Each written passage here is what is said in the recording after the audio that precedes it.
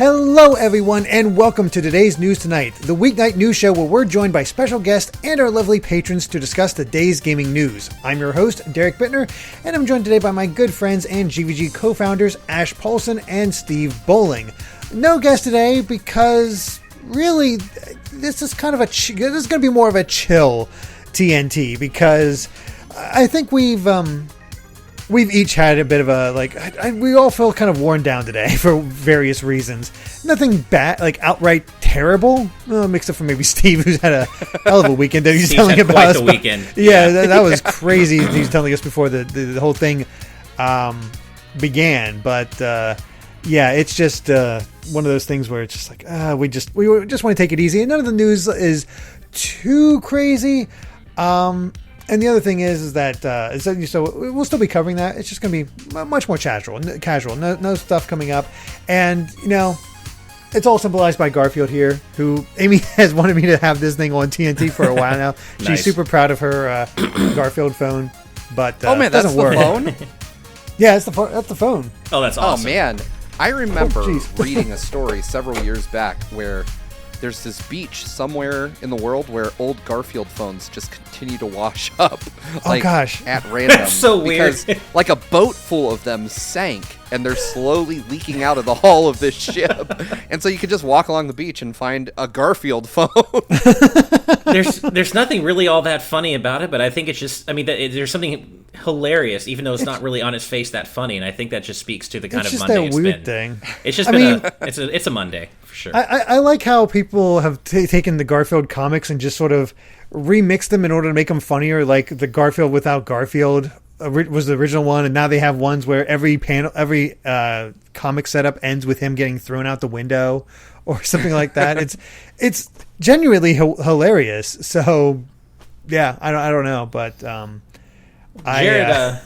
Jared Edinger in the chat is mentioning exactly what the problem actually is. They say, hungover from a wild weekend? No, and I wish that's what the problem was. There are no wild weekends anymore. There are no hangovers anymore because we're not doing anything. We can't go anywhere. We can't, yes, we can go out to dinner or whatever now with the way things are opening up a little bit, but I want to go to a damn house party or something. I want to go hang out with some friends. Hell yeah.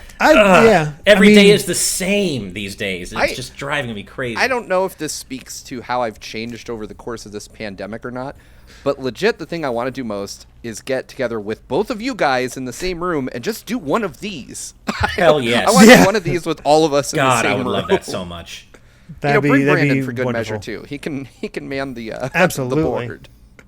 But, no, if we had a studio like the Easy Allies do, we all lived in the same place, had a studio. I mean, of course, they can't use the studio as much these days, I guess, because of the pandemic.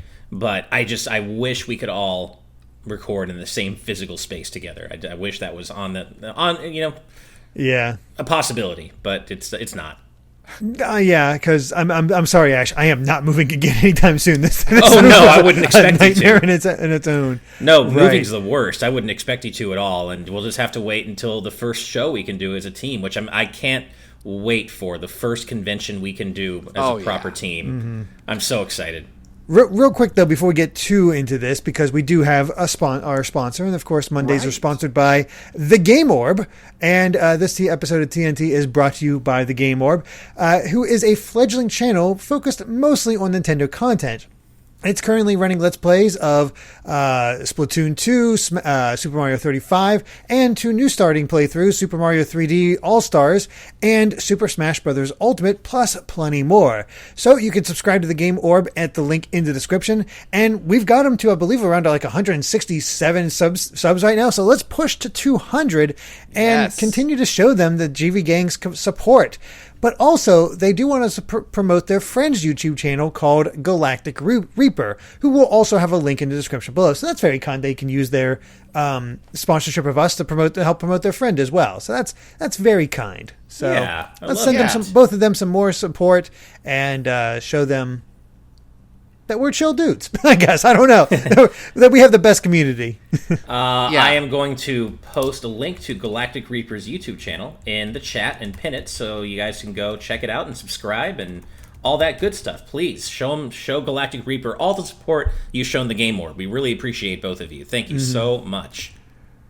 So I guess I'll dive into why I'm really out of it today, because it wasn't a bad weekend. I had a good weekend. It was just today kicked my ass because Kai, lovely boy that he is, decided he did not want to fall asleep until about 1:30 last night. Oh, he's just poor guy. He's just up for a while, and I had to take him on 3 separate drives because I was like, okay, let's see if I can take him on a drive earlier for him to fall asleep. And it lasted for about 15 minutes after I got back home. So I went for a later one, and I did my rotation, came back to bring him in, and our neighbor's AC unit there's something wrong with it, or there's something wrong with that. It is massively loud. Not too bad in the house. You can sort of hear this dull noise out there, but just horrendously loud when you're out there next to it. Which, hey, that's where the driveway is. And getting him out of the car, and as soon as I open up the door, and he's up. I was like, son of a... So I put him back in, started driving around some more, and it just took forever. And then the kid decided to wake up at 6 a.m. and Amy was not feeling well. She did not have a good night's sleep. So I gave her a break. So I'm up at 6 a.m. and trying to give her as much sleep as possible. So Kai and I hung out until about 10:30 this morning, just chilling together. And I have not really had a chance to really make up on my sleep yet. So I'm just sort of in a bit of a haze, but it's okay. Sure. Oh, poor guy. Well, I'm glad he's feeling a little better now. Hopefully Amy's also feeling a little better. Oh yeah, I wanted to caught up on sleep. I wanted to I'm like, really, kid? Because what happened? It might be just an air conditioner / heating unit, I guess is the way to put it. I don't know what they call it. But we got this nice divider. Thanks to my grandmother, sent us hey, we want to get you a little extra something for the move in. So I got a divider for the little room that I have here that knows my office. It's just offshoot from the bedroom. So to make it more separate and feel more like an office space. And so when I'm up late at night editing TNT, the computer's light from the computer screen doesn't keep her awake. We got a nice little divider that we set up, and we got it all together today. Very cool. And he somehow fell asleep and was all good. And we're like, well, we got to drill in order to get this thing installed. So probably going to wake the poor kid up again. Slept through the entire drilling. This kid wakes up at the drop of a hat. But the entire time we were drilling and getting this thing put in, he was out. I'm like, you got to be kidding me. Wow. That's incredible. My son is trolling me, as you can see. Hey, at least he's learning early, right? At least he's learning the art of the troll early. That's so frustrating. Yeah, I mean, they're just, I guess, kind of just life in general, right? It's just kind of weighing and like I was just telling you guys, every day's the same. Every day's like for me and my wife, it's just every day. We'll go out once in a while to socially distanced restaurants, but I think we're just so sick of being home all the time, and it's not exciting. It's not. It's just I think we both just want to spice life up, right? And normally we would do that by traveling, doing any number of things, but we just can't do that these days. So I think we're just kind of feeling the burn. I know I'm feeling the burn in terms of just wanting to do more, wanting to just have more experiences and travel and just, I don't know. Everything just feels like it's the same day in and day out. But that's also, I know that's something everyone's feeling and understands. And I'd love to go out to the movies. That was always my little escape. Was like, I'll go. I can take an hour and a half, 2 hours, just get away from it all, watch a movie. My escape used to be that I would just honestly go to like a Target or a Best Buy or something like that and just window shop. Like without the pressure of feeling like I need to hurry up for my wife or my kids or anything. Just take some time to go. The other thing used to be I'd go to my best friend's house, but he moved away, so that's not a thing. Used to go to his house and have a drink or two, play some couch co-op games. Ever since he moved, it was more just go window shopping, go look at stuff. I'm not the type of person, despite how I may appear online, that is very outgoing or has a lot of friends, okay? So I have my one good friend, and he's gone now. Except for you guys. My one good local friend is what I should say. That's a better way to put it. Yeah. The thing for me was, and I'll just give you guys for those of you in the audience, the Cliff Notes version as to why I might not be fully myself today. My dog almost got hit by a car. I went to the Grand Canyon with a screaming child the entire time. I barely slept. My water got shut off. Someone stole my Amazon package. I had a really eventful weekend. and none of the events were good. So yeah, I am fine. My family's fine. My dog, most importantly, is fine. But it was just like my heart rate was at an 11 out of 10 all weekend long, and I'm ready to just chill out. Of course it was, man. I can't even, I mean, as a former and soon again dog owner, I can't imagine having. I've never had that happen though, and that's got to be the scariest, just most horrifying experience. I'm so glad your dog's okay. There are things in your life that happen in slow motion. Yeah. Dropping your phone. getting in a car accident, and apparently also almost seeing your dog get hit by a car. That was really, really fucking terrifying. Like I was on the side of the road walking my dog on her leash. She was properly leashed, but she got really excited when she saw my wife and our other dog on the other side of the road, and it happened so fast that I don't know how she did it, but she got her head completely out of her collar and then just started to book it into the street, and there was a car coming real fast, and fortunately I instinctively yelled out her name and dove for her, and it was just enough to get her to pause for a split second, and the car just went right by, and my soul left my body. Like I was telling Ash and Derek, like once it was all over and the wave of adrenaline hit me really hard, I just barfed. I was like, my wife was like, "Are you okay?" And I'm like, retching on the side of the road. I'm like, "No, I'm not okay."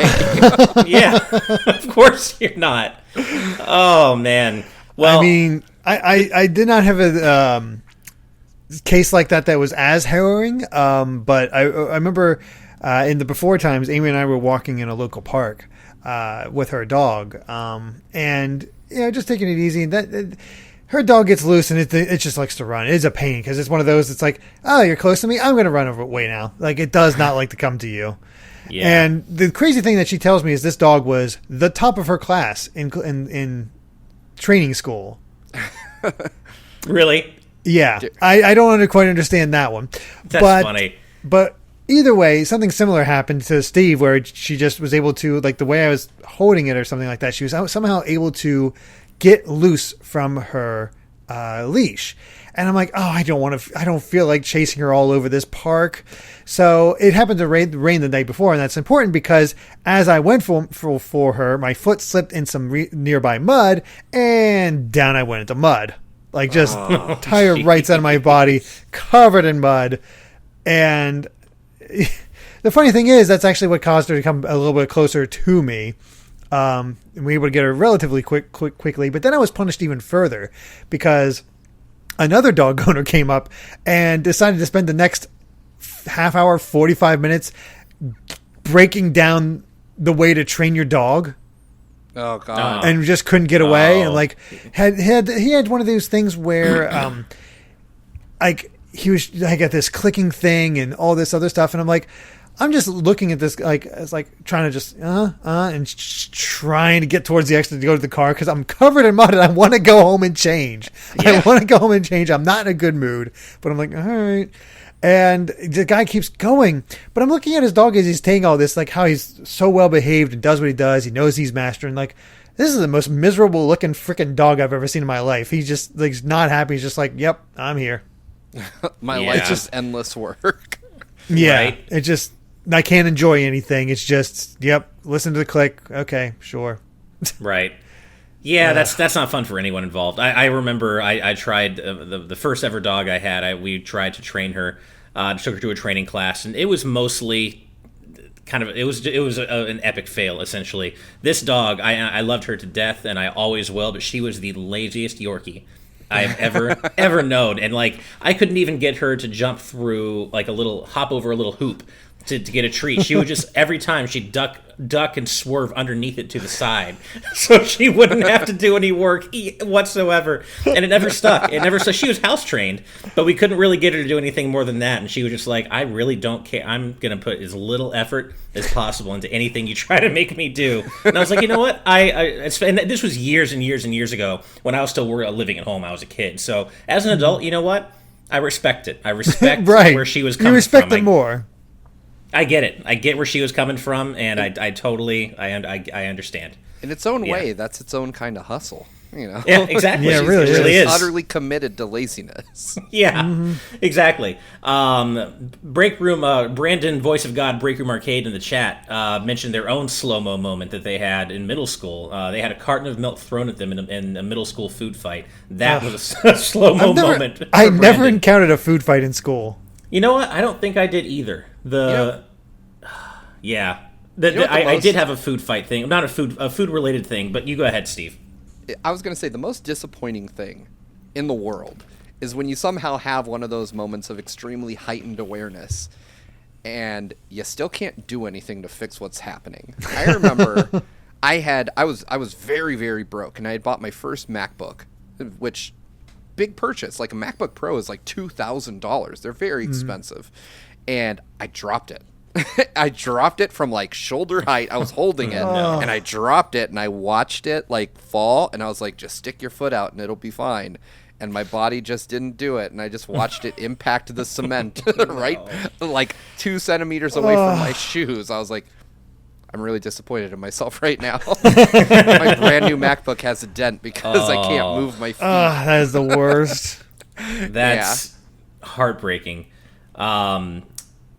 What was it? It was, I missed. Oh, yeah. Adam Davis in the chat says, my dog once walked into the pool and just sank. And that's pretty funny, but I'm going to assume that story does have a happy ending, right? I'm sure your dog got back out of the pool at some point. I just want to make sure that's as funny as it sounds and not really sad. I pictured like old video game mechanics where your character just walks into water and they're still just doing the walking animation as they go to the bottom. Oh, 100%. Oh, speaking of, the dog is dead now. Not related. Not related to the pool. Oh, okay. Jesus Christ, my heart, Adam. Okay, I'm glad it's not related to the At that pool. point, the dog is just suicidal. My heart. Okay. Oh my God. Speaking of video games, I was just going to say that I did have the chance, thankfully, to sit down this weekend and play Bowser's Fury. So I was going to play Bowser's Fury first, but then I got sucked back into Super Mario 3D World and had it remind me why it's actually one of my favorite 3D Mario games. So I had to replay that first, even though I 100%ed it on Wii U. Nice. And then I played Bowser's Fury. Fun little experiment. It only took me maybe, 5 or 6 hours to get all 100 cat shines, but cool little experiment. Yeah. I've only had the chance to play through the first set of islands, but what I played was fun. Though waiting for Bowser to open things sucks. Yeah, that's I think that killed all menace he has. Yeah. The whole Fury Bowser thing, or Godslayer Bowser, as I prefer to call him, that is both really cool and also really not, depending on when you need him to show up and kind of where you are and what you're doing at the time that he decides to show up. So it's definitely both a good and bad thing. I think Bowser's Fury is perfectly paced for a 50 cat shine run. Sure. And that back 50 makes the seams show really bad. Yeah, I could see that. Yeah. But I am glad that it came hand in hand with me being just reminded how fantastic Super Mario 3D World is. I loved it back on Wii U, but I'd kind of just forgotten about it a little bit, I guess, in favor of games like 64 and Galaxy. And Galaxy is still my favorite 3D Mario, but you know what? Super Mario 3D World is in my top 3 favorite 3D Marios. It has to be. I love the way that game does not condescend to the player. It starts off with the kid gloves coming right off. I mean, it's just, it expects more of the player than most 3D Mario games do. Sure, they'll shower you in lives. You don't ever have to worry about getting a game over. But you'll also lose a bunch of lives, too, going through route if you're not prepared for the level of challenge that game wants to throw at you. And well, you're also blow through lives if you're playing multiplayer. That, too, especially if you're playing multiplayer. But yeah, I just feel that the game requires a level of skill and dedication from the player that a lot of 3D Mario games, especially more recent ones, don't. And I really like that about it. So just a little aside on how much I reminded myself that I love 3D World. Nice. I really want to play more of it. I beat it for the review, but I've been holding off on playing it more because Mario 3D World on the Wii U is the very first video game my daughter ever played. In her entire life. And so I've been wanting to, because I taught her how to use controllers with that game. And so I really want to come back now that she's almost 8 years old and have her play it on the Switch with me and just, as kind of like a weird, like, gaming growth chart, if you will. Mm-hmm. Like, have her come back to it and be like, hey, let's play this now that you're at an age where I don't have to explain what the jump button does and I don't have to explain basic mechanics. I would love to see how she handles it now versus how she did when she was much younger. Nice. That's so cool. That's awesome. I didn't realize that was the first game she played. That's really neat. The other game I'm working on, as Steve knows, I've been kind of chipping away at The Last of Us Part 2. Yes. And this is a game that I'm not... Steve says that it ends. He says it ends. But I have to believe that it ends, but I still... it keeps going, and I can't believe how long this game continues to be. And I think I actually am pretty close to the end now, according to what you said, Steve. But this is one of those games where, like, I want to finish it, but I also don't, because there's nothing good or happy or uplifting or hopeful or even slightly just a smidge positive about how I know this is going to go. It's just horrifically sad and horrible, and I hate it, and I don't want to see how it all ends, but I have to. I hate it, but I also love it. It's like one of those things. I do want to say, though, real quick, games need to have bad endings more often. Like, bad outcomes, I should say. Not like bad ending in terms of just a shitty ending, but, like, games shouldn't always end on a happy note. There should be more games where you just end on something bad. The ultimate way, in my mind, to set up a game for a sequel is to have a bad ending. Like, that's why I actually really like the setup for Dragon Quest Builders, the original one, because the idea of it is this is what happened to the world if the hero chose to join the Dragon Lord. Yeah, in the original game. That's a cool setup. Yeah, it's compelling. Like, I can't believe I'm about to make this comparison, but Rocky 2 was only as good as it was because Rocky 1 ended with Rocky losing. Right. You could probably say the same thing as Star Wars Episode 5, right? Empire Strikes Back. Like, that's the thing that... Yeah, the characters try so hard and manage they lose at the end. They eke out a some kind of victory, but for the most part, it's like, ugh, this is rough. Yeah. Yep.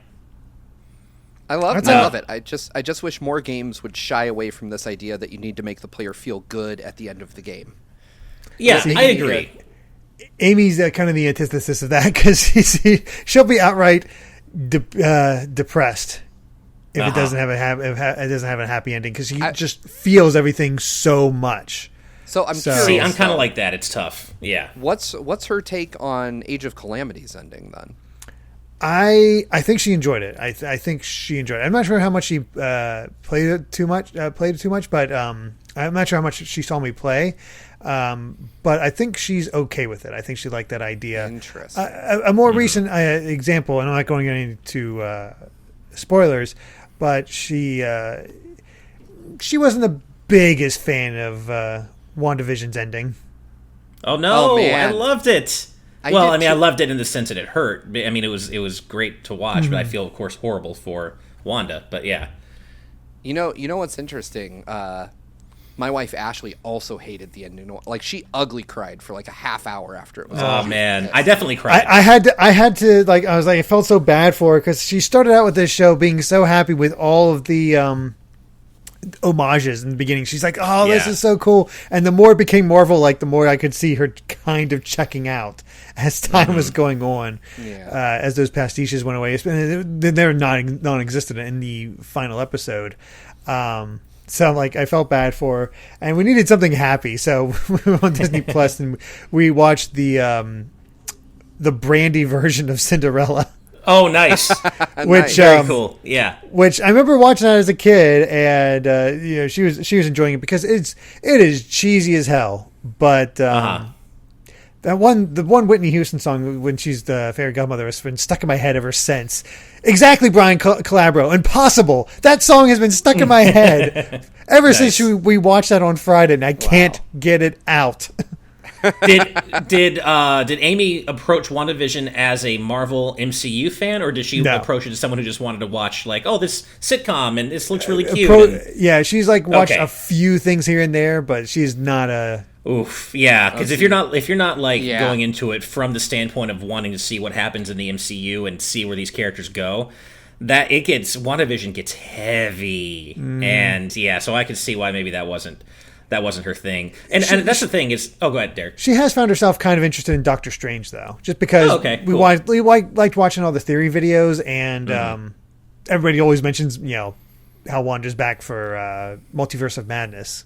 Right. So. I agree with you, Steve. I do think more games need to be okay with having sad endings, and not every game needs to have a happy ending. But I will say, I have found it to be a struggle to always be in the mood to make progress in Last of Us Part 2, because I know that when I sit down and play this game, I'm going to have fun, but it's a very specific kind of fun. It's not going to make me feel better about my life after I'm done playing it. No. And so it's been hard for me to finish the game just because, I'm playing it amid the pandemic, right? And real life was already pretty sad. So to play a game about a much worse pandemic where all these people are doing horrifically horrible things to each other throughout, and you have to kill dogs. Not a great feel-good game.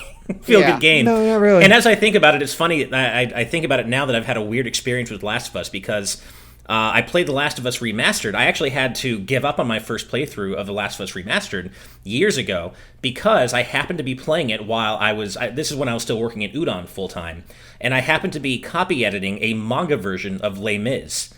And I couldn't drop work because work is work, right? So I had to stop playing The Last of Us because, you got Last of Us on one hand, you got Les Mis on the other.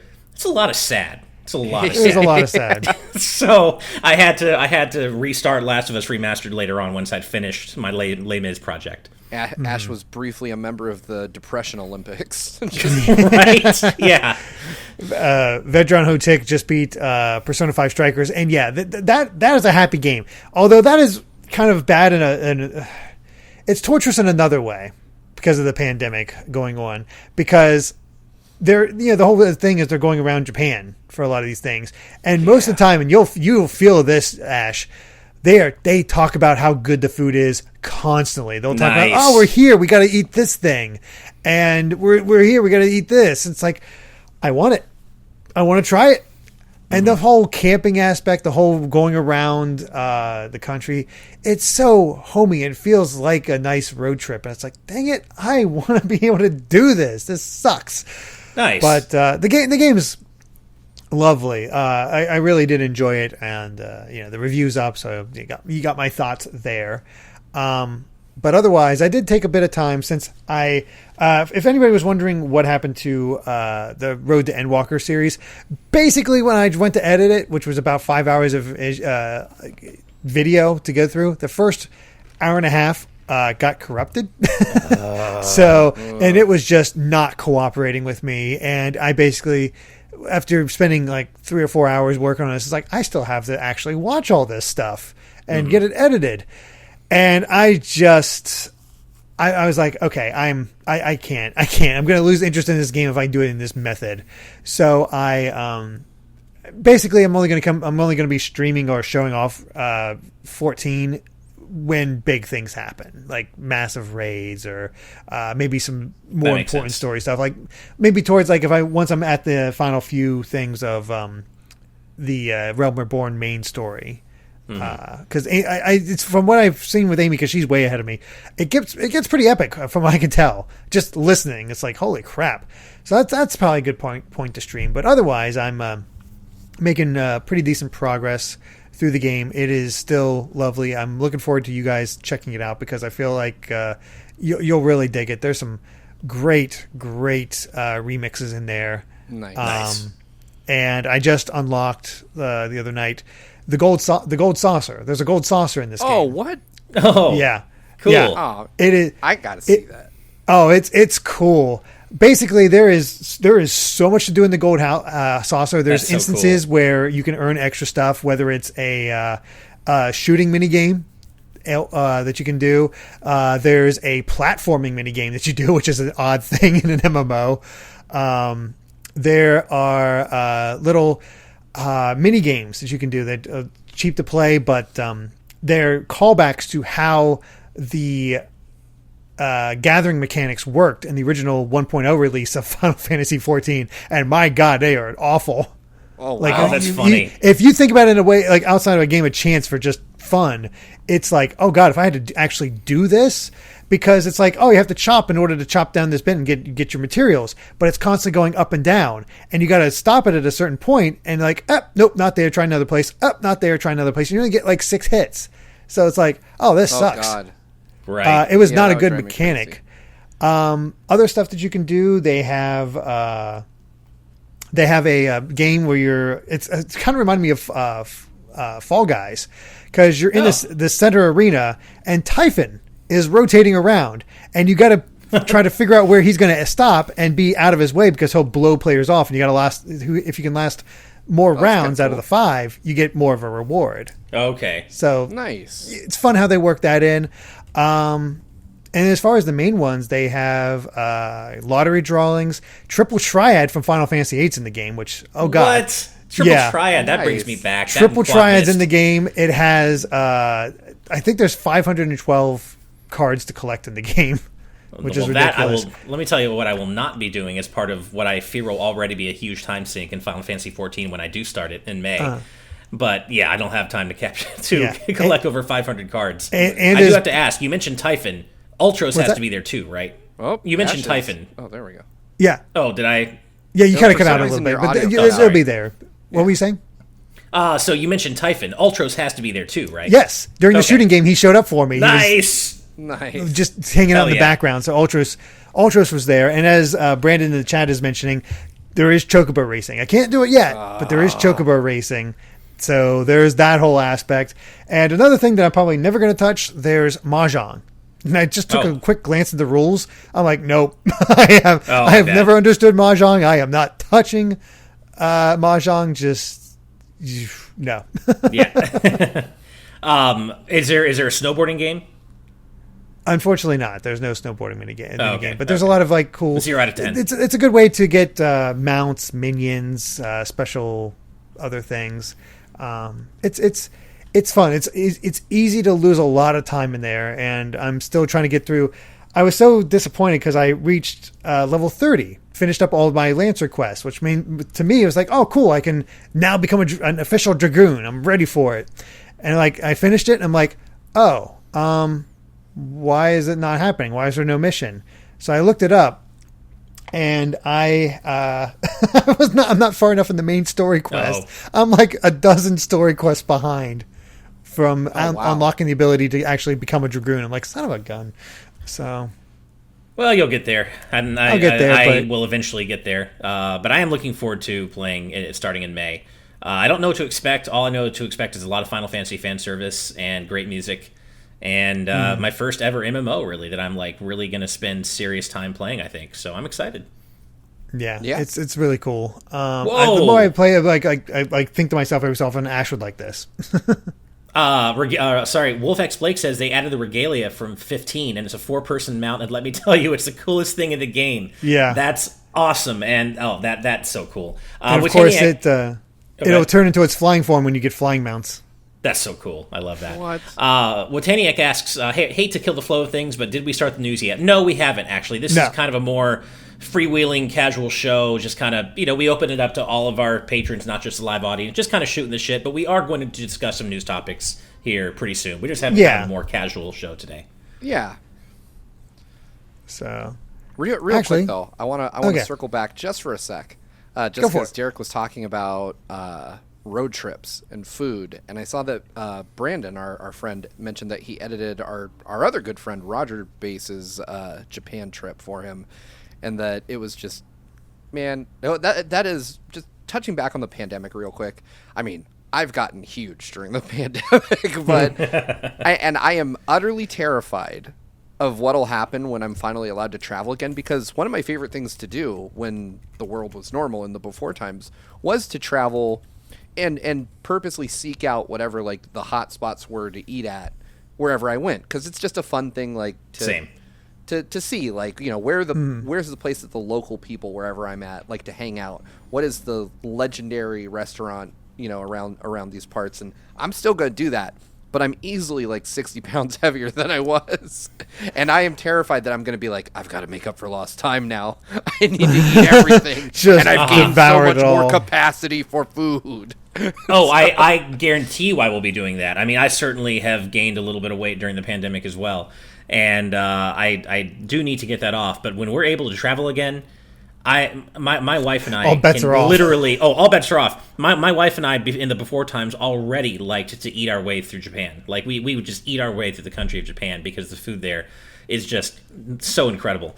And we will be doing that again as soon as we can, regardless of my weight or our weight or whatever. Yeah, I if it wasn't for Amy, I'd probably be gaining weight along with you guys, because I certainly wasn't the healthiest. So she's a good influence on me. So that's good.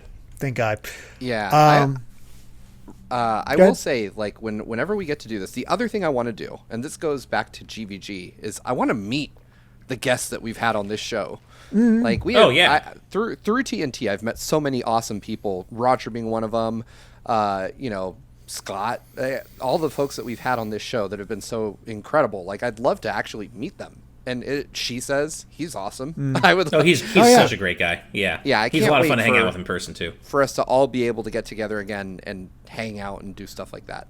But we do have like a couple news stories. So. Well, I mean, I was actually going to, you know, we had a very natural segue to one of our news stories because, you know, they're not going to have any graphics or anything like that. We're just talking about some of them that caught our interest. And, well, Super Nintendo World is officially opening in Japan on March 18th. Oh, which of food. That's cool. I don't know. Hopefully, I mean, hey, if things are going this well in Japan that they're able to open like this, I guess we'll see Sakurai in the office for the next presentation. Yeah. That's the thing, is I didn't think things were going well with the pandemic in Japan. So this actually surprises me that it's happening so soon. I thought they were really struggling with it as well. I guess they got it back under control. I guess. I hope they did, because, I mean, this seems like it could be a really, really dangerous thing to have happen if they're still really struggling in the worst of the pandemic. So maybe things have gotten a little better lately. I hope so. Or maybe they'll open at limited capacity, like 25% capacity, but I don't know if that's what they're doing. Maybe, but the other thing is that, you know, Nintendo of America tweeted this out as well. It's like, really? You're going to do this to us? I know, right? Yeah. Yeah, so I mean, this Nintendo Everything news story does not say they're opening at limited capacity. Sorry, Steve, go ahead. I was going to say, to be fair, I just looked up the statistics, and they are trending downward.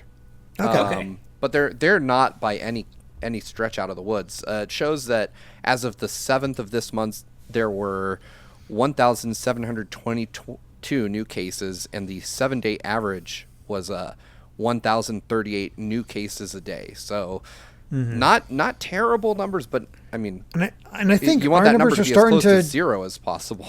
Yeah, I think our numbers are starting to decrease as well, but they're still massive. They're still way too high.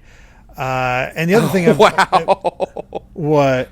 So just real quick, the same data point, the same date, right, for the U.S. Number of new cases. Remember, Japan's was 1,700. Ours is 40,336 new cases, and Japan's average was 1,038 cases per day for the last 7 days. Our 7-day average is 58,745. I'm so tired of us. I really am too. I really am so tired because of us. That's somebody mentioned here. You know, it's like, cool, everybody's getting the vaccine, and people are starting to get that. You know, get the shot.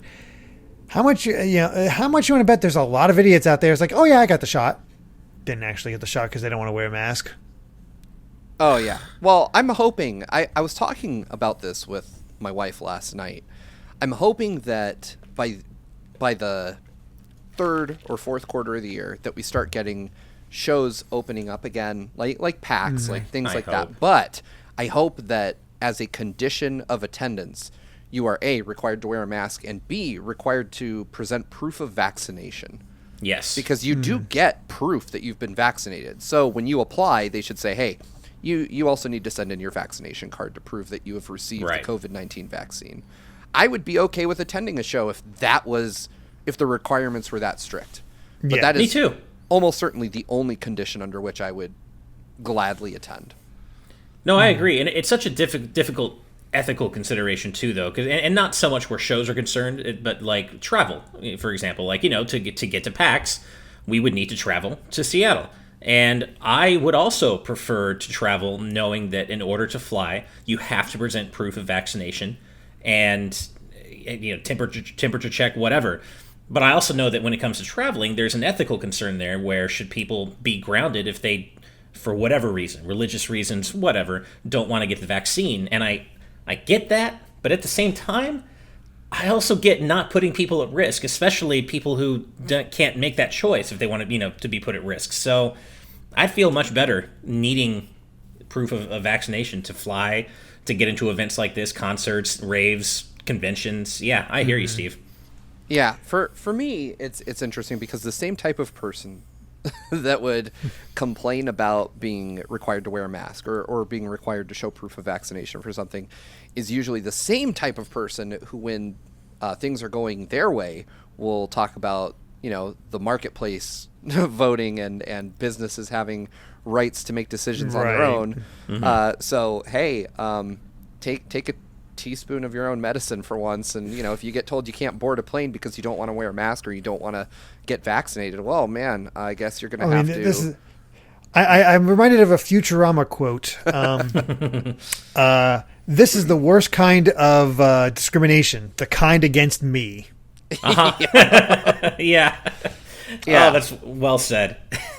So I was curious because I went onto the Universal Studios Japan website to just see how much a ticket to Universal Studios costs. And for 12 or over, it's 7,800 yen with tax. So, it's about $80. Those are you're inching up close to Disneyland prices there. I know, yeah, right? that's one day. Children's ages 4 to 11 are 5,400 yen with tax, and seniors 65 and over are 7,100 with tax. So seniors don't even get that much of a discount. Well, I've been to Universal Osaka twice before Super Nintendo World was even a thing, and I believe that's what the prices were then as well. So that registers as pretty normal to me. From what I recall. I wasn't familiar with Universal Studios Japan, so I was just curious. Right. It's more than anything, or more than ever, it's seeming like no matter how fast we all get vaccinated, no matter how this all goes, masks are probably here to stay for the long term. Right? And I mean, and that sucks. But at the same time, like maybe it's just me, or maybe it's just us. I don't know. But I don't really care about. I mean, I don't mind wearing masks that much. I don't like it. I would prefer not to. But it's not ruining my life to have to bring a mask with me when I go out and put it on when I walk into a grocery store or wherever. I just don't get the feverish hate for masks. I'm going to play devil's advocate here for just a minute. All right. Only because I do think that there are some... I find... I wear a mask everywhere I go. And I probably leave the house more than any of the three of us because I've got so many kids. So there's always a reason for me to go pick someone up from school or go do something else. But I don't mind wearing it just about anywhere I go. That's fine. Except I will say when in the rare instances that I have to wrangle all 4 children and other stuff at the same time, sure. I find myself just out of breath. I mean, I am like to the point that I will, in certain instances, have to like find a quiet place to go sit down and just pull it down for a minute and get a few good breaths and then pull it back up and go. And I'll do that outside. I'm not indoors, but I mean, I'm reminded of the last time I really took a major trip with my family because we went to Michigan to go see my wife's parents because her dad's house had just caught fire and there was, just it was a bad situation. We needed to be there. So we took the kids too. Oh, well, we took 2 of the 4 kids, but it was 110 outside here in Phoenix. And I was walking with 2 kids, one who was asleep in a car seat, and luggage. And I mean, I'm just pouring sweat. I can barely breathe. Like by the time we got to the escalator just outside the airport, I was like, all right, I need a minute to recompose myself before we continue on. And by the time we got to the actual area to board, I felt like I needed to get that damn mask off so bad. I mean, I didn't. I still, stuck with it for the next 3 hours as we flew to Michigan. But the minute I was in a place where I could take it off, I was so relieved. I mean, but those are extreme circumstances. Right. And I mean, and someone in the chat earlier, it scrolled past me, I apologize, but someone was mentioning how it's not fun to wear a mask when you have glasses because your glasses fog up. And I will say, I very rarely wear glasses going out, but I did a couple of times, and yes, that's a pain in the ass for sure. It doesn't happen as often as when it first started, though. I guess good. I figured it out. I don't know. Yeah. Yeah. You know what's interesting is I posted this on Twitter. I recently had a GVG mask made up. I'm going out. I may as well rep our brand. And the masks are... I guess I've been used to wearing the same 3 or 4 cloth masks for a while now. They've just become a part of my wardrobe.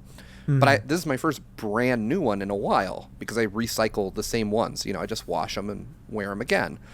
And the GVG mask was really tight. It was because it had never been worn at all. And my wife tried it on, and she was wearing glasses, and sure enough, within 2 or 3 minutes, her glasses were completely fogged up from her own breath, and it was the funniest thing in the world to me. I was like, is this an anime? Gosh. Are you really excited right now? Yeah, I love it. That's cool. She's plotting. She just needs to go the sheen goes on. Oh, God, Jenny G. I visited Florida back in September, and the humidity with a mask was painful. Oh, God, that sounds awful. Yeah, I bet. I've never had to wear a mask in humid weather before. We don't get a lot of humid weather out here in LA, so I haven't had to do that yet, but I can imagine that's not fun at all. Yeah, and for those of you that are asking, just because I've gotten, no joke, probably about 30 questions about this since I posted that dumb selfie on Twitter. The masks are definitely, we're planning to sell those. I just want to find, I wanted to verify they fit. I still want Derek and Ash to try them out too. Because it's not fair for me to make that decision by myself. But if and when they do go on sale, they will be at a minimal profit because the point is to help you get a mask and not to bilk you on getting a mask. But if you want to make us some money from merch, we will have a shirt. And that we'll actually see some profit from. But the idea of the mask is that we're going to price it as low as we can afford to without losing money on each one sold. Because if I remember correctly, $1 of it goes to help feed the hungry, which is really cool. And then, we can charge. Basically, they let us charge up to the point where they would lose money, and that's they're okay with us making nothing, but they got to make something. So of course. Yeah. So more to come on that, but I will help the guys get masks ordered today and shirts ordered today, and then hopefully soon I'll do that you'll right see us after. all in GVG merch on one of these episodes. Yeah, I'd say good. I'll do that right after we're done and get that ordered so we can try it and get these on sale so people can get them, because I can see from the chat that a lot of you want them, and not even just today. It's so many of you very graciously want to buy GVG merch, and that is happening a lot sooner than I think any of us expected. Yeah, I think merch was something that we always planned to do, but probably significantly down the line, but we just didn't expect it to grow as quickly as we have and have people want merch as much as you do. So thank you for that. Yeah, absolutely. So we'll let you know. We'll keep you updated on merch stuff as soon as we know more. But the first samples have come out pretty good, but we made some tweaks to the shirts, so I got to make sure those are good to go because I wasn't super happy with the first run. Right. Well, another story that came out today that we, I guess, could have reacted to if we wanted to, but even though we know nothing about it, involved Monster Hunter. As the presentation today revealed that Monster Hunter Stories 2 will be releasing worldwide on July 29th, and there's going to be a second Monster Hunter Rise demo on March 11th that adds in an advanced quest in which you fight the box monster Magnamalo. Magnamalo. Okay, yeah. So, Brandon in the honestly, chat I cut. Yeah, exactly. Brandon's not wasting any time. I know Brandon. Yeah. Is it just me? It's like, hey, I mean, honestly, I don't know anything about Monster Hunter, but it feels weird to be like, hey, here's a demo where you fight the box monster from Pokemon. Like, just just imagine like, cool, here you go, fight the Lugia as our demo. Right. My understanding, and I know Brandon's probably going to roast me for this for trying to speak out of turn, but it's for me that what I have gleaned from years of observing Monster Hunter is that it's more in like the setup for how you approach these hunts, because they are more open-ended. Like, you know, you can set up any number of ways for these hunts, but I don't know that that's like, I don't think it carries the same weight as like a legendary Pokemon, for instance. Sure. Yeah. According to both BJ Bovia and Brandon, the flagship monster is never the final boss. So right. That's what I understood as well from the Monster Hunter art books I've edited for Udon. The way the monsters were, I guess, just separated in each one for each section. I was like, oh yeah, this is the box monster, but it's not the ultimate monster. Yeah, you think this guy's awesome? Nah, he's a chump. Here's a real exactly. Here's the real challenge. You know, weirdly enough, July's kind of filling up all of a sudden. We've got Monster Hunter Stories 2. Now we've got Blaster Master 03 is also July. Skyward Sword HD. Like, July's like filling up for games I care about. Because as I know, Steve, you mentioned this too. None of us here are huge Monster Hunter hardcore fans, but I think the story-driven experience that Stories 2 seems to kind of embody is something that would appeal to us personally a little more. So I mean, I'm kind of curious about Stories 2. The little bit that I saw of Stories 1 seemed fine. Mm-hmm. Yeah, I agree. It seemed pretty entertaining. The one thing I will say is that character design and art style can carry a game a very long way for me, and Stories nails it. I love the look and presentation of that game. I do too. Yeah. Nice. Yeah, BJ Bovia says Stories are legit JRPGs. That appeals to me. Okay, you sold me right there. If that's true, then if that's the Monster Hunter JRPG story-driven experience, I'm down to check that out for sure. I'm just glad that I can say my summer is mostly spoken for at this point, because we've got Skyward Sword HD, which to me is a tentpole release in July, and then No More Heroes 3 on August 27th, which, hell yeah. Speaking real quick, just a quick shout out.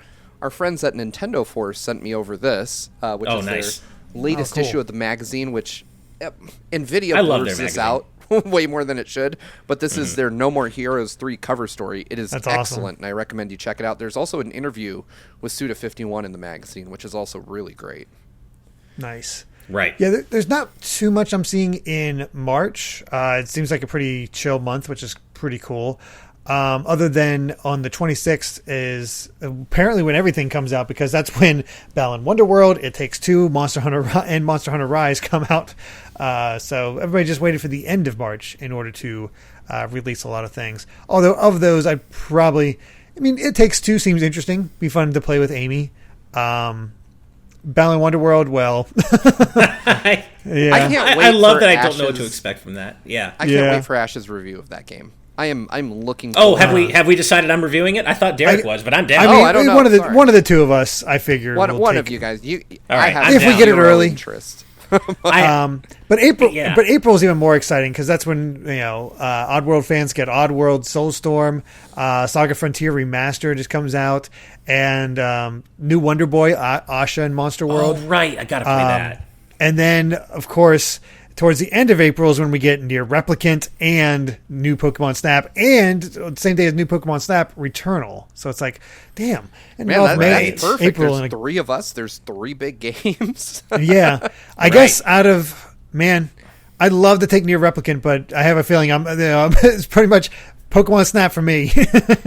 Yeah, I mean, I'm obviously a huge Nier guy as well after playing it. It's like we're the opposite, Derek. We both love Nier, but you've only played the original, and I've only played Automata. So we're coming at it from opposite ends. It'd be interesting how you feel about that one. That sounds like a great discussion topic. It would be. If we can get 2 copies, I would love to do a discussion with Ash about. I promise to give it my level best.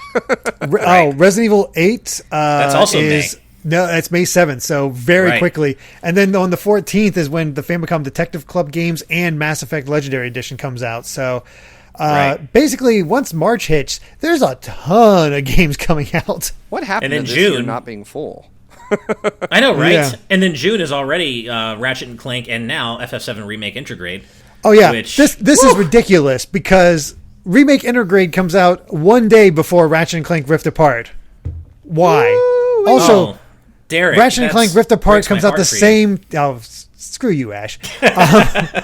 Ratchet and Clank Rift Apart comes out the same day as Guilty Gear Strive. 7 Remake Intergrade comes out the same day as Ninja Gaiden Master Collection. Like, the way they're layering on top of each other. And then by the end of June, that's when Legend of Mana comes out, as well as Mario Golf Super Rush. Yep. Oh, Mario Golf.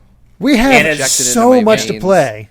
And as Vedran Hotik reminds us, there are the rumors going around about the Great Ace Attorney Chronicles coming at some point. Oh, yeah. And I would imagine that would probably be timed somewhere during summer, is my guess.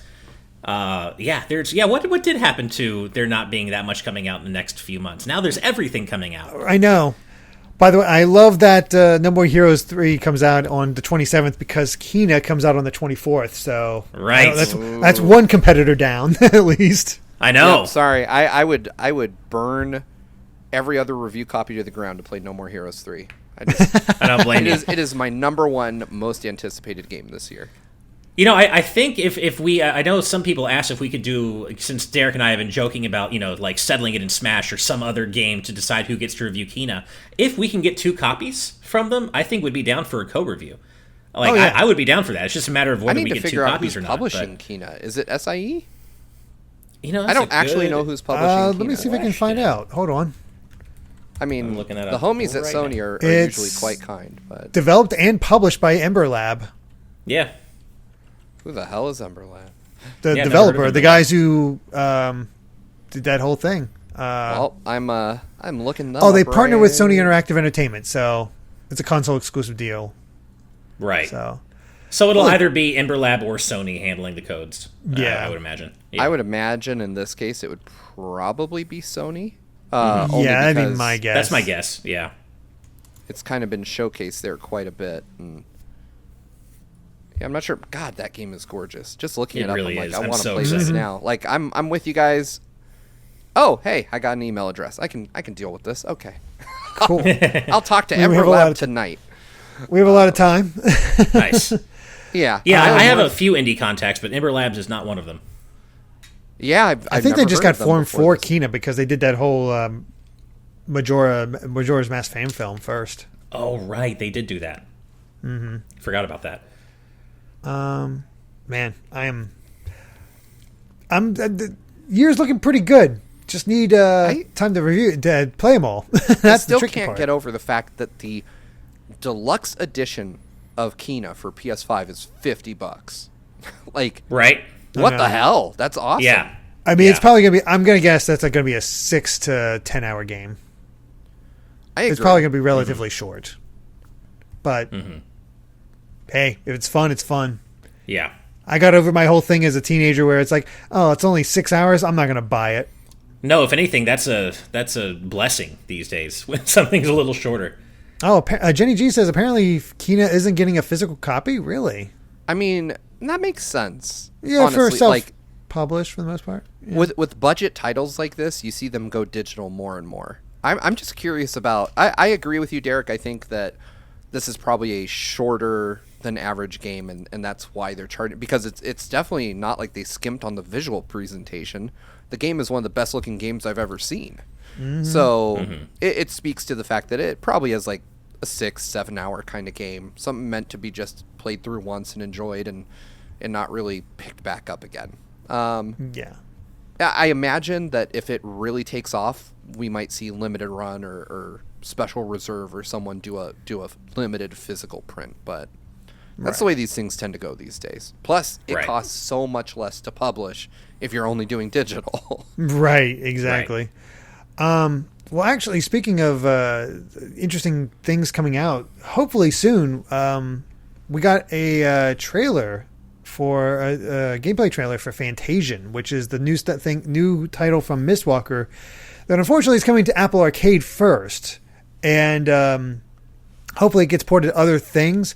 But related to Fantasian, hinting at health issues, composer Nobuo Uematsu, who you, of course, know from Final Fantasy, says his last full soundtrack might be Fantasian just because of his health.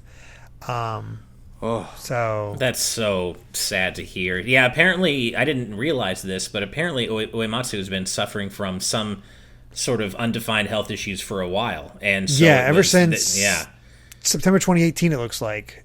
Right. So I guess there was some mystery as to whether, or uncertainty as to whether Uematsu would even be able to compose Fantasian at all. And apparently he is, but that this may be his final full soundtrack that he ever composes, which this sucks, man. I don't want my gaming legends to get old and sick, and this sucks. Yeah. You know? Well, let's be real. This hints at something a lot more morbid than just being sick. I mean, when you take time off, years off because you're sick, and then you say this is my last gig, I hate to say it, but the implication there is very grim. No, you're right. At least let's hope retirement is what actually is happening. Absolutely. It doesn't mean by any stretch that he for sure is that the worst is to come, but it does not bode well either. He really does have such a good working relationship with Sakaguchi, though, because he does so many of the Mistwalker games. Yeah. And apparently, the Fantasian, despite being an Apple Arcade exclusive, is using a 60-piece orchestrated soundtrack. So, wow. It's funny. They're going all out for this game. game. About this, and I said I wasn't really inclined to pick it up, but I mean, if it's Uematsu's last soundtrack, that honestly makes. Did you see the more recent trailer where they talked about how the gameplay works? No, I didn't. And showed off a bit more.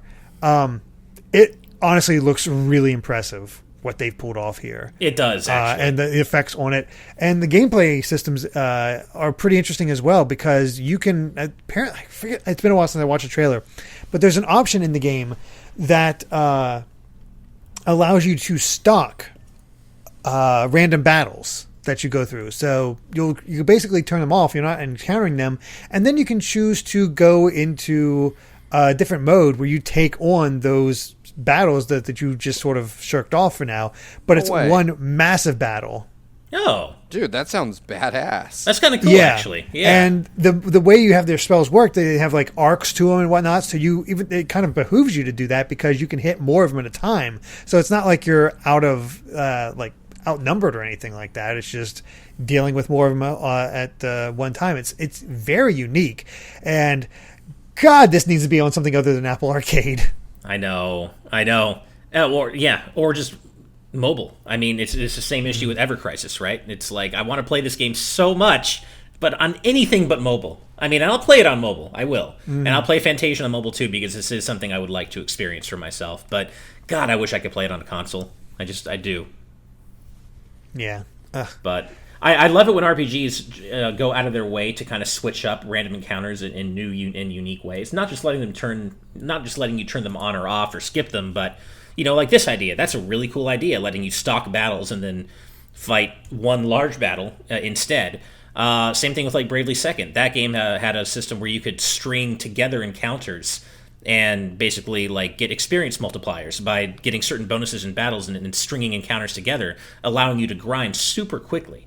And as I understand, that's a version of that system does make its return in Bravely Default 2, but I think it's locked behind an item, from what I understand. I haven't played the game yet, so I can't say for sure. But I love it when RPGs find a way to like inject some uniqueness and creativity into the whole idea of random encounters. Yeah. Agreed. Man, I just signed up for Apple Arcade hoping that I could find Fantasian on there, only to find out it's not on Apple Arcade yet. I remember we discussed another game. It didn't release yet. There's other games, but there was another game we talked about recently that I think is on Apple Arcade, and I was like, oh, I'm not going to pick it up because of that, and the chat roasted me for it. Now I can't remember what it was. I'm not sure which one. I'm not sure either. I know the only reason I ever signed up for Apple Arcade was because of Shantae, the first part of Shantae 5. Same here. And then I've canceled my thing, and I guess I think you only get one free trial, so much for Fantasian. But I think the last bit of news that I personally want to cover on here that came up, just speaking of RPGs, Bandai Namco dropped a new Tales of Arise trailer. It exists, and more info is coming this spring. Though I've seen people who follow the game a lot more closely say that this trailer doesn't really show any new footage. It's just sort of like, hey, remember this game exists, and it's more information is coming soon. So it definitely changes up the feel of Tales compared to all the ones I've seen.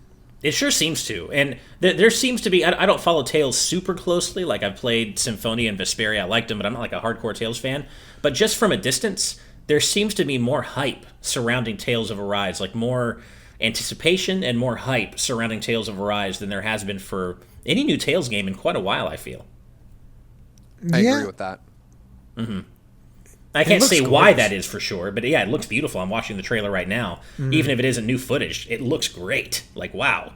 But yeah, I don't know why exactly that is the case surrounding Tales of Arise, but at least within the context of its own series. But it does seem as though there is a level of anticipation for this game that there maybe isn't reserved for every single new Tales of release.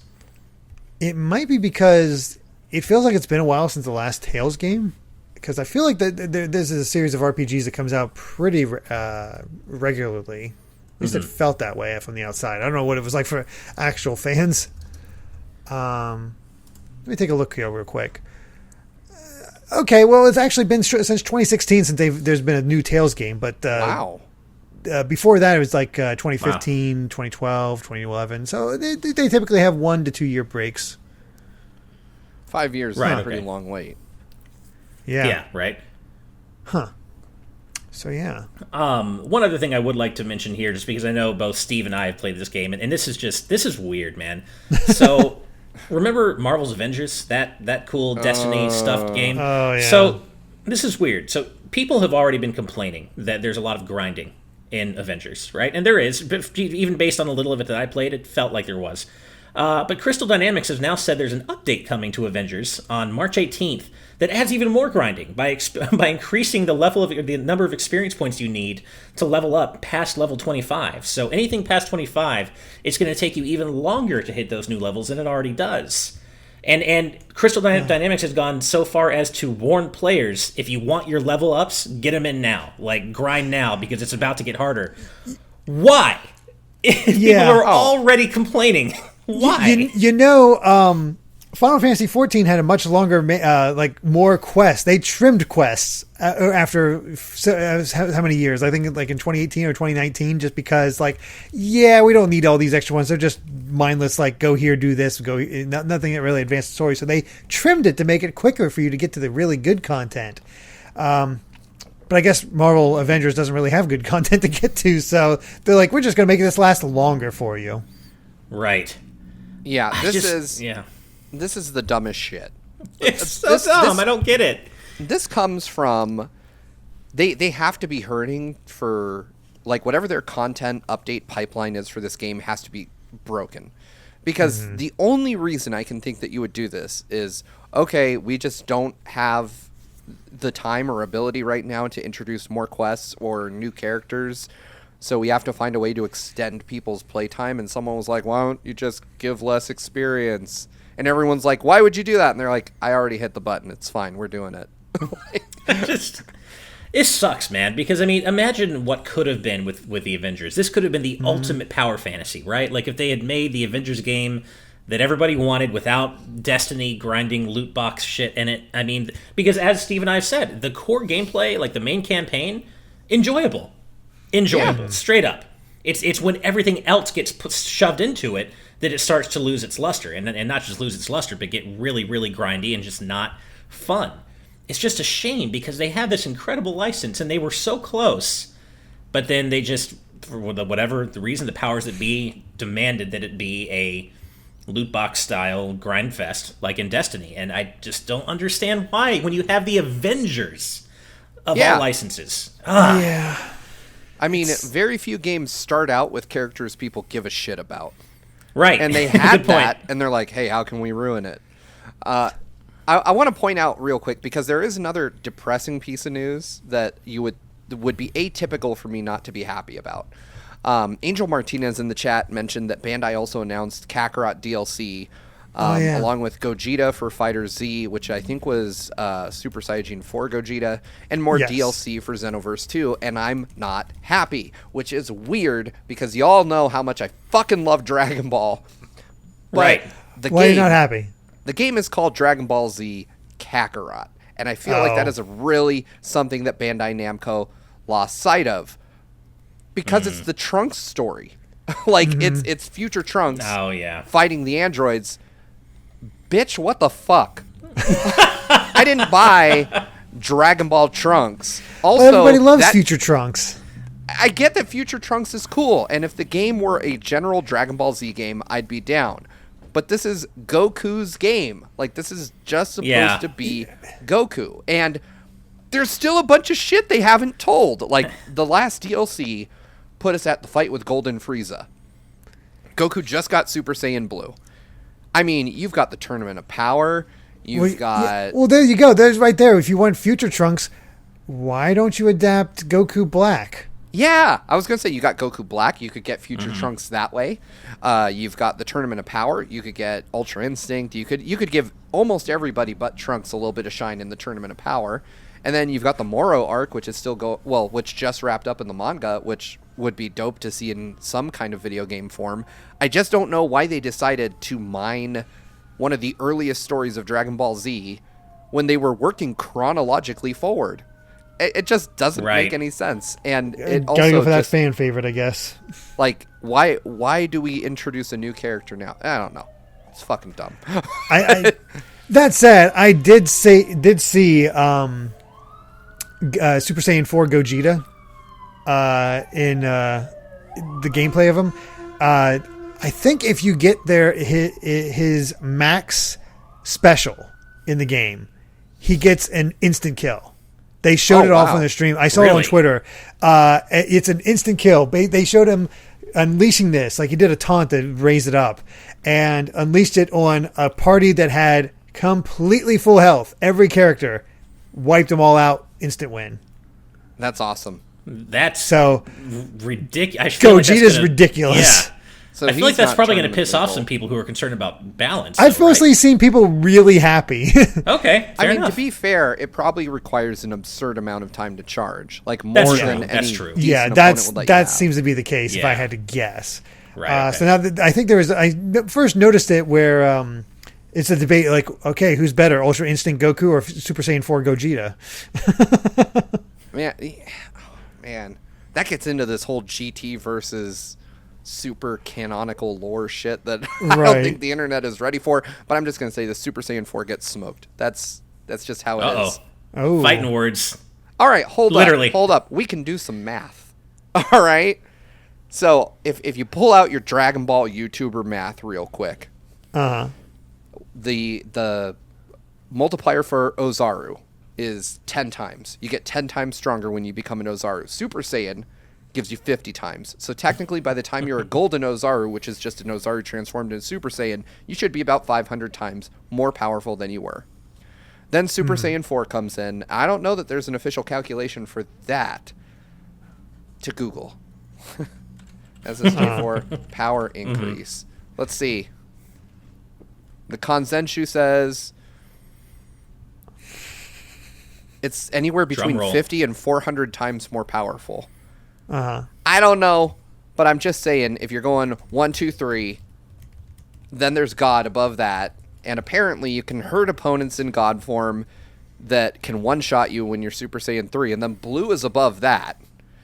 And then Ultra Instinct is so far beyond Super Saiyan Blue form that you can one-hit KO people who punched a hole through your fucking chest when you transform into that. I think it's a little more powerful than furry monkey form. That's all I'm saying. Hey, fair enough. I will take your word for it, man. Wataniac says, Steve, have you considered working for Screw Attack? And I have to agree, you would be a great death battle researcher. Goku versus everybody. As long as you put me on all the Goku episodes. Nice. I will await your call, Craig from Screw Attack.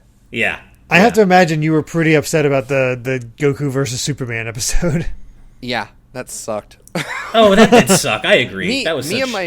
Me and my brother used to have these constant debates because he was Team Superman and I was clearly Team Goku, have been. And he'd always pull out some dumb American comic book shit that Superman did. Like, well, in this one side story, Superman lived on the sun and he had like a throne on the sun and he lived there for generations because he absorbs... He absorbs power through the sun's rays, and that's what makes him more powerful. And he's closer to it, he can become eternal. And I used to troll my brother so badly. I was put it in reference. I was 11. Okay. Yeah. Let's just be clear, because I'm not proud of where I went with this argument. Oh my God. But I would ask him to explain to me, like, biologically how Superman absorbs sun rays, right? And he's like, I don't know. It's just like Kryptonian biology. And I'm like, do you think he maybe has like a second sun butthole? Like, it's just... My God. The sun's rays filter through a second anus that only Kryptonians have. And he's like, that doesn't happen. I'm like, can you prove it though? God. Where's the proof that he does not have a second? I love how you and 11 was doing. Can you prove it? I love how you're placing the burden of proof on him. That is the ultimate troll. Yeah. Until Jim Lee comes out and says that he does not have a second butthole, I will forever believe that is the source of Superman's power. I mean, I think Death Battle was pulling out stuff was like, the Silver Age stuff, which is just ridiculous for all superheroes, where I think Superman was literally pulling planets into different orbits. Speaking of ridiculous, like, superhero conversations, so as I've mentioned before, every Monday night I get together with two of my best buddies on Discord. We play some games, usually Fall Guys. It was Scott Pilgrim last week, but we got into a really heated debate last week because my one friend was trying to convince the other two of us and my wife, who happened to be nearby. So he was trying to convince the three of us that Storm, as in the X-Men, or the X-Woman Storm, is not nearly as powerful as people make her out to be. Doesn't matter if canonically she's an Omega-class mutant, that she's not that powerful, and even the Punisher could body Storm. What? The Storm wouldn't have a chance against the Punisher. No. Okay, that's just as ridiculous to you both as it was to all of us, right? Like, how? What? Oh yeah. Right? Okay, I just want to make sure. Yeah. No. How do you ever even try to make any argument that the Punisher, of all characters, could body if Storm? He sniped her and didn't, like, not full on fight, but if he sniped her, she could hide inside a tornado. And I made that point, by the way, and he said, well, a tornado isn't going to stop a bullet. Yes, it is. Thank you. What? Of course it is. And I was like, at the very least, it's going to change its trajectory, if not outright stop it. Uh-huh. And he was just he kept digging in, and we're all like, dude, take the L, man. Anybody who's ever trying to convince anyone that Storm would get bodied by the Punisher, you need to sit down and take that L, man. Come on. You can't even make the excuses you can with Batman with the Punisher. But Batman has money, at least. It can pull off this crap. Punisher just has more guns. Yeah. The Punisher is essentially a Republican without a red hat. Yeah. But a hobo with a gun. Yeah. Oh, man. Derek Galatovich says, this reminds me of a skinny friend that was convinced he could take on a lion in a fight. What? This I'm just assuming gets he lost. better. Well, hopefully he didn't try. Hopefully he didn't test that theory. Jesus. Oh my God. I love that we all have this one delusional friend in our lives. Yeah. That just has these wild ass theories about weird shit. I would say my brother and I going through Superman was probably the one of the wilder things that my brother and I would argue about. But yeah, it's I remember once knowing someone who said they could pick a person up by their wrist and their ankle and like just swing them through the air.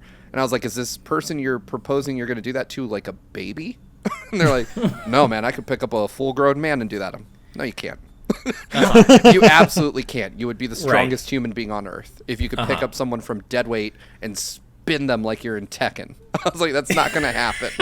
Exactly. Oh my God. Yeah.